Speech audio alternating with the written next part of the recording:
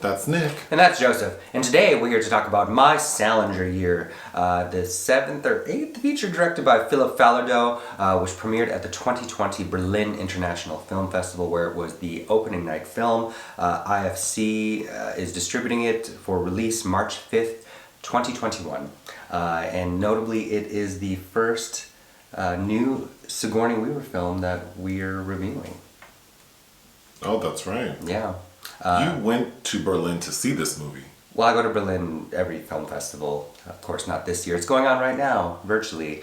But yes, I was actually thrilled. It's my favorite city to see the new premiere of, my favorite actress. Okay, so you saw this movie a year ago. Yeah. And then you rewatched it last night. Correct. And just, in one word, how would you describe it? You can't do it. In one word... Yeah. Sigourney. There you go. See? Not so hard. And, you had to, of course, watch it. And we already have the poster in our home. Yeah. One more poster. All right. The story is about a young woman named Joanna. The film's set in 1995. Mm-hmm. She is... New York. She's going to school in Berkeley.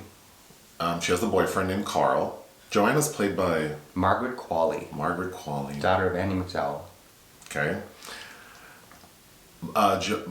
Joanna and her boyfriend travel to New York to visit her friend. And while they're there, Joanna falls in love with the city and decides to stay. So she's not going back to school. Her dream is to be a writer. Right? We don't see any scenes of Karl with her in New York. It's kind of a voiceover montage, by the way.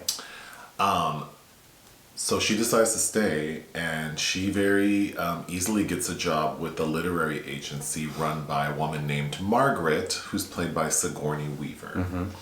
And Margaret's kind of old school. She hasn't adopted new technology, i.e. some old boxy desktop computer. She's a Luddite for sure. Yes. But Margaret's big deal is that her main client is J.D. Salinger.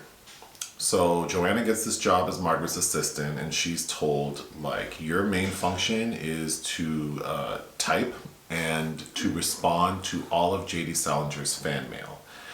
He, we're told, has not responded to fan mail since the 60s. Mm-hmm. So there are templates for generic responses, which basically say Mr. Salinger does not respond to fan mail, so thank you. And she's just supposed to do that. However, she has to read every piece of mail. In case. Which is kind of funny because it's just use your judgment, in case. Margaret cites the man who shot Lennon, right? Mark David Chapman. Saying that he may have written J.D. Salinger, and had we read his fan mail, we may have been able to prevent it. That's kind of the idea. And, there's it's beyond Chapman. I think there are other instances.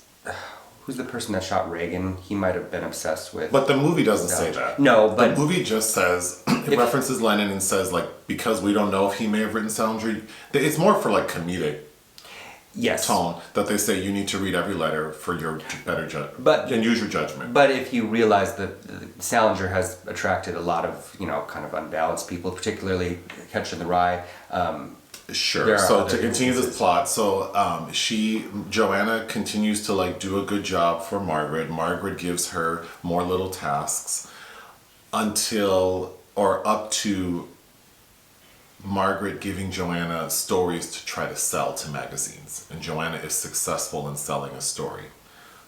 So Margaret says, great, you have the makings of a great literary agent. Let's get you started with your own client list. And Joanna says, no, I'm leaving. So during this time, Joanna has started dating some guy whose name I can't recall. Don, who's not a very desirable gentleman. She breaks up with him. A lot of this revolves around her feelings towards the letters that these fans are writing Salinger, who she's just kind of throwing away, combined with Salinger, we see throughout the course of the film, often calls Margaret's office and Joanna picks up the phone. Mm-hmm.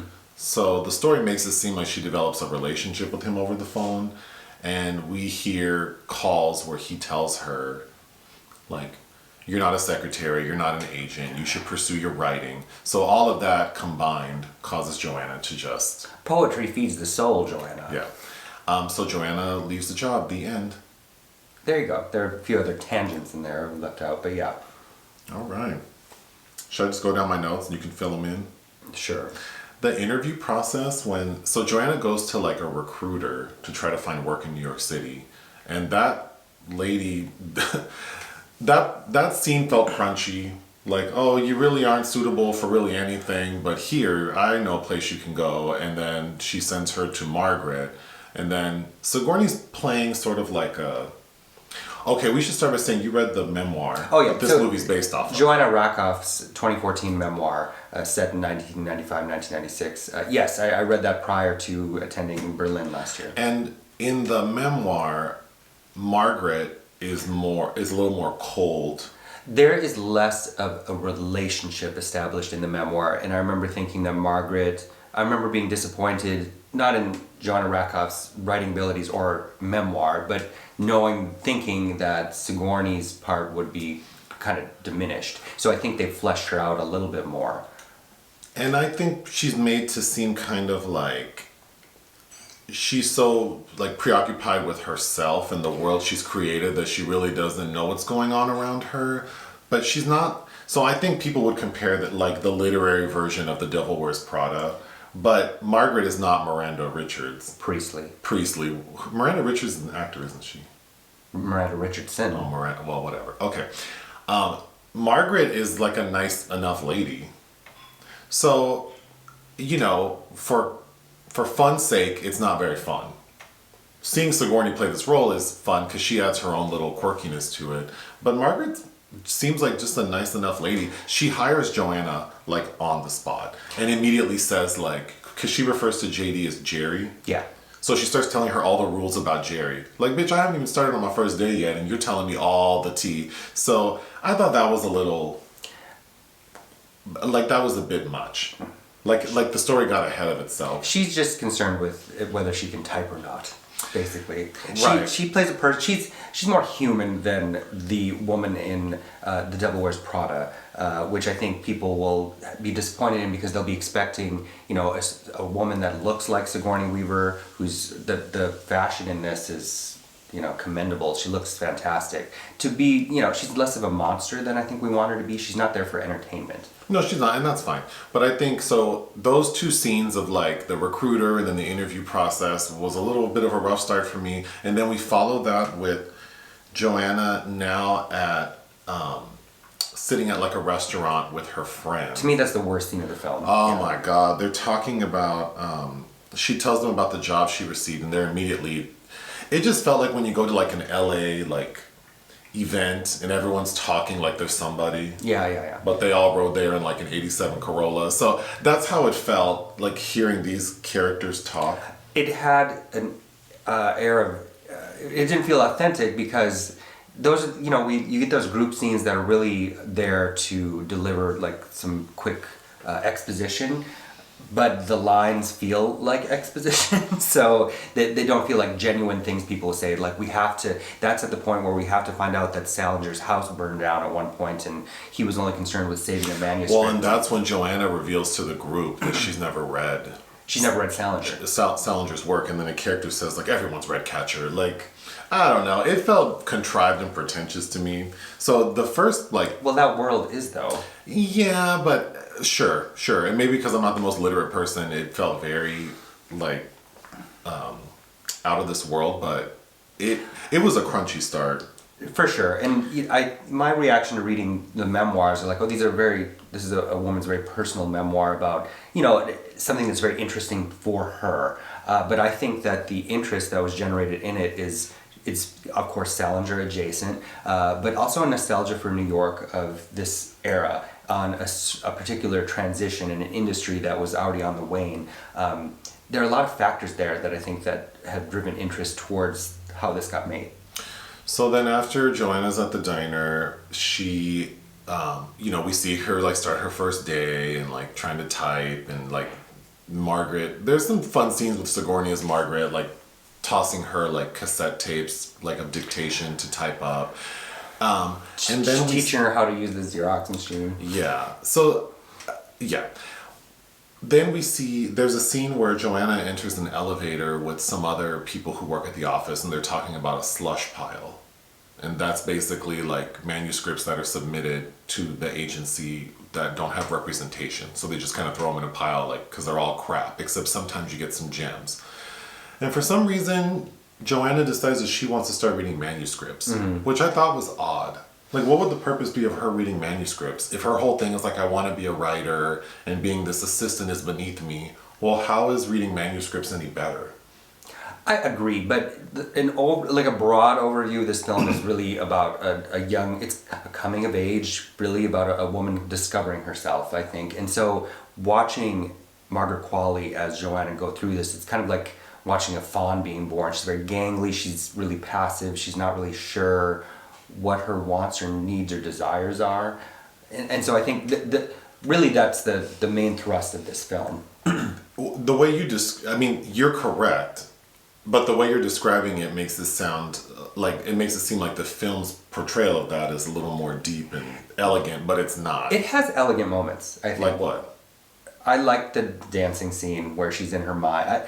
I didn't mind so much, and I know you liked it a lot less than I did, and I agree it's awkward, but her developing kind of these fantasy sequences about the people who write the letters she reads, I think that was a nice attempt to visualize her relationship to Okay, because there are two devices used. One is we have like reenactments of the people who are writing Salinger, so we see these people like talking or saying what they wrote to him. So those are little like reenactments. Then Joanna sort of like visualizes, how would you even describe it? Like fantasy in her head. Mm-hmm. There's a lot going on, and then the look of, and like none of it changes, so it's all very seamless. Yeah. So at times I'm like, because there are a couple scenes where she sees herself walking by, and I was watching like, oh, that lady looks just like that lady. Oh, it is that lady. Like she's imagining. Yes. Like I wish there would have been more distinction between, because when we see the reenactments of the fans who have written Salinger, to me, it was kind of corny. Again, I think there's some issues with that, but I thought it was a nice way to approach it. And, I also, in conjunction, I've read, several, Salinger only had 4 or 5 actual publications in his lifetime. So this was a nice opportunity. I'd never read 9 Stories or Raise High the Roof Beam Carpenters, so I read those in conjunction prior to reading this. And there are a lot of layered details about nods to Salinger, I think, in there. But for some reason, it rang incredibly false when Joanna finally does read Salinger, and her narration talks about her misconceptions about him and what a wonderful writer he was. I thought that felt inauthentic to me. Like, he's brutal. Joanna annoyed me because, even to compare it to like The Devil Wears Prada, at least Anne Hathaway's character tried to fall in line and do as she was told for a while. Joanna just immediately just cannot do what she's asked to do. I know, she's asked not in like a very rebellious way, but just like, girl, like. But Margaret has to tell her several times, just do what your job is. Yeah, if Margaret was annoyed, I was like twice as annoyed. I liked how when Sigourney's showing her how to use the dictaphone, and she's a smoker, so she's pointing with her cigarette. I think the dialogue, my note was like, the dialogue is garbage, and I think Sigourney does a good job with it. Sigourney, Margaret is in a relationship with, it's not like a throuple, but she kind of like shares. She's sharing a man, yeah. She met a man she's been with for decades, and she shares him with another woman. I think that man, Daniel Colm Feore. That's the actor's name. I think he knew what to do with the dialogue. Sigourney knew what to do with it.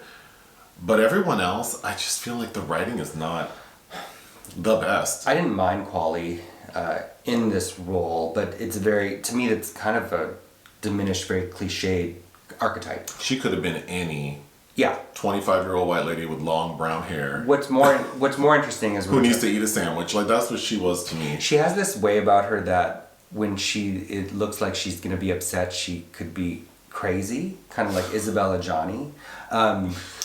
Anyhow, I think what we were talking about is the attraction to this story is kind of almost everything else but this central narrative. Like, I wanted to know more about Sigourney's world, obviously, and this relationship she has developed, because it doesn't help the Devil Wears Prada comparisons that there are several beats that are very similar, and Falardeau adapted Rakoff's memoirs himself, but Colm Feore, Daniel, kills himself in front of Margaret, we find. So she's devastated and working from home, convalescing. And there's a scene where, like in Devil Wears Prada, the central protagonist goes to visit her boss at home and discovers, revelations about her. Mm-hmm. But that scene, to me, they're two. When Sigourney's not kind of being amusing to me, there are two very good scenes where I feel like her contributions will probably go unnoticed in the film because of the other problems with it. But it's when she speaks about having met Daniel, and then also when Joanna tells her she's leaving. I really liked that sequence as well. Just to run through these quickly, because this video is going to be long. The phone calls with J.D. Salinger, I mean, those were corny too. It sounds like it's out of like Mr. Rogers could have made those phone calls. Then I was so frustrated. So Joanna is taking these fan letters. She's supposed to read them, type the response, shred them. Mm-hmm. But she decides to take some home. Then she's responding to them personally. So she's not even, I guess good for her that she's not pretending to be J.D. Salinger. But this dum-dum is responding to these emails and signing them with her own name. So one of the letters is a girl who works at Dairy Queen. And she's saying I'm going to fail English class if I don't write J.D. My teacher said I have to write J.D. Salinger. And if he responds, I'll get an A in the class. Knowing that's impossible.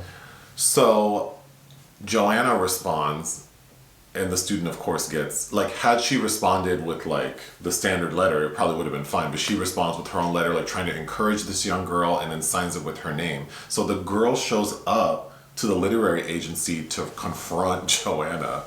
I thought that was terribly done. Sure. I did like the bit about Judy Blume. Who's Karl? Oh, Karl's her ex-boyfriend. I wrote down, who cares about Karl? Because he's almost like a figment, like an idea in the beginning of the film.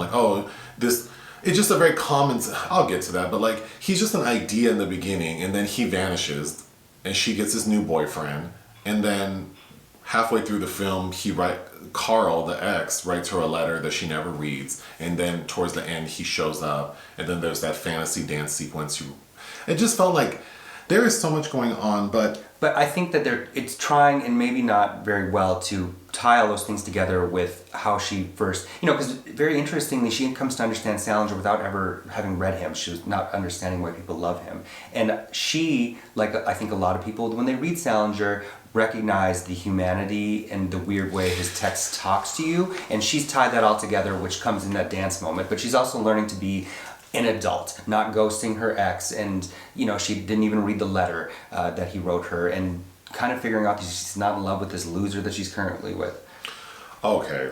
I read Catcher in the Rye, don't remember it, but I think that, but I don't remember a lot of things. I know you don't, but that book is really good. Great. So I think that if people are fans of Salinger's work, then the memoir would appeal to them, because I'm sure it really delves into the relationship but the movie is doing too many things, because one, it's a story about this young lady who's coming of age and finding her direction. Then you have what I think is the most fascinating part of the story, which is Margaret as this literary agent who's going to have to transition into the digital age. And resistant. And it's resistant. I thought that would have been the better story. But also how she's shooting herself in the foot with her other clients. All the eggs are in the Salinger. Yes, I think that would have been the better story. But then you have J.D. Salinger and him being a recluse and how he's managing, because we also get a storyline of a small publisher, a one-man production. Yeah. Salinger's been in communication with this person, Bradbury or something, saying that he can publish his new book. So that's going to be a huge deal. Because he hasn't published since the 60s. So that never gets off the ground, but I think that storyline would have been great. But then we get this lady, Joanna, who wrote this book. So, of course, she's the centerpiece. And she's just the least interesting part. Because even the letters that are written to Salinger, I don't think they were that interesting. It was kind of boring because they're all the same. They all talk about that same character from that book, whatever his name is. Holden Cough. Like, but and maybe it's the failing of the film doesn't realize that the way people are trying to inspire him to respond, or they're trying to pretend to be Holden, or they're trying to write in a very distinct way that's like Salinger, like he's gonna find camaraderie. So I find that interesting how people were trying so hard to reach him. This story just feels like, I've done some pretty amazing things in my life, and if I took that incident, retold that story, it's like, oh, that's interesting as a story, but to make a movie or write a book around, I think that's what this is. Like, this person had an interesting experience in their 20s working for this person, and they really tried to extrapolate that into like something so much bigger. But the reality is Joanna is insignificant in relation to the other people in this story who were so much more interesting. There's another agent in the movie, the one who kind of... Max? Is he the one who kind of stutters? Oh no, Hugh. He deals with the contracts. The contract. I thought he was more interesting than Joanna. The cast is interesting because it's a Canadian-Irish production, so there's a lot of like Irish people supporting cast, including him. Even Joanna's friend, who decides to move off to Cleveland and also says Irish. like, my dream was to be a writer, but that's just a teenage pipe dream. Like, I need to move into the real world. I thought she was more interesting. Well, I get the sense that Joanna Rakoff herself probably has more interesting stories about her own life past this. She didn't publish her own first novel until 2009. I think I was looking up. Which is an interesting fact because, like, I would even be more interested to know, what did this lady do when she chose to quit what could have been a pretty cool career in 1995 to then not write her first book till 2009? There's more complexity here than, Devil Wears Prada. You understand that Anne Hathaway's character needs to move on. It's a toxic environment that's not even in her wheelhouse of what she wants to do. But My Salinger Year brings us, Joanna, who's starting to find some success. Margaret's opened up to her. And I think that's why that scene feels... I felt so much empathy for Margaret in that scene where she's opened up to this young woman. She's mentoring her. Okay, that's a good point. So Joanna, Joanna's not having a hard time in New York. She finds a pretty decent, it's a typical sort of cheap New York apartment, but she finds housing easily. She has a job that she doesn't seem to have any financial issues. Her boss is somewhat nurturing, if not just affable. She doesn't have a hard time at work. She pretty much does what she wants to do. And then she starts to get a good opportunity. The trajectory doesn't make sense for her to just stop. Because also, even Salinger on the phone call says, like, you should write at least 15 minutes a day. Like, don't ever stop writing. Girl, you have a low pressure job. This lady is not asking you to do anything except what she told you to do. You could write in the morning, at night, on the weekends. So I don't understand why this lady couldn't have kept this opportunity and still continue to write. Because even when she quit, you still didn't write your next book for over a decade. Which I'm sure she has interesting things she did do. Then they should have made a movie about that. But yeah, you have a boss that's so detached and oblivious to you, who's like, yeah, you're gonna have to work long hours, but she's taking 3-hour martini lunches across the streets. My last note is, it's called My Salinger Year, but this film felt like maybe it took place over the course of like 3 weeks. It doesn't feel like this character went on a journey. My year in Paris or my year. Like, it doesn't feel like this sort of grand, like, transcendent experience. It just feels like, oh, this lady took a job that she didn't really care for and left. And while she was there, like, a very famous person called her on the phone a few times. Like, that's what this story... Basically, yes, that is the story. What would you give this film? Or is there more you want to say? Because this video's long. At Berlin, it received, kind of so-so responses, which was a bummer to be there listening to all that. But, for Sigourney... I thought it was a wonderful little role for her. She's the highlight. She is definitely the highlight, including the highlights in her hair. But I would give Well, that's just a gray streak. That's just but a yeah. great streak. She has a couple of them. She looks great.